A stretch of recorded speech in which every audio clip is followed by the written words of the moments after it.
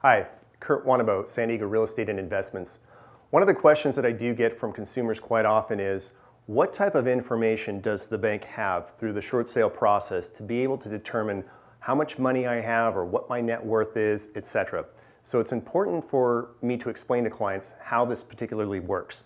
First thing, you have to understand that if you're engaged in the short sale process, one of the things that the banks can do is that they can pull your credit. Typically, you sign off on your loan documents that they're allowed to do this. And when they can pull your credit, what your credit report is going to show is other debts. Okay, it's not going to show bank accounts or what's in them. But for example, if you do have multiple properties, it will show, maybe with loans on them, it'll show those loans on there, and the bank may be able to determine that you own other properties and evaluate those properties to see if there's any equity in them. Okay. But again, it's not going to show any checking or banking accounts or money that's in them. The second thing that banks can use to determine what you have or what assets you have is any information that you provide to them.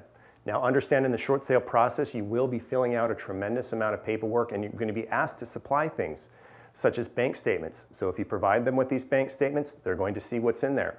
If you provide them with tax returns, it may show on your tax returns any assets that you have, income property, 401ks, stocks, anything that you're receiving dividends on, etc.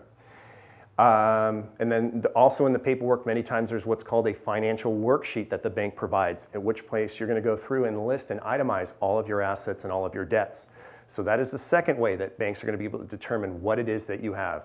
The third thing is, if you are banking, for example, with the same bank that you are dealing with on your short sale that is servicing it. So for example, you bank with Chase, and at the same time we're doing a short sale with the servicer of Chase, it's going to be very easy for them to look into your account and to see what is in those particular accounts and how much money you have.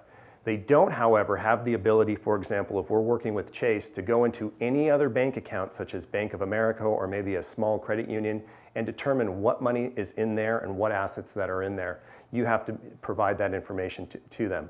So again, to recap very quickly, the three ways that banks can determine what you have and what assets you have are: one, they can pull your credit, which is typically only going to show other debts.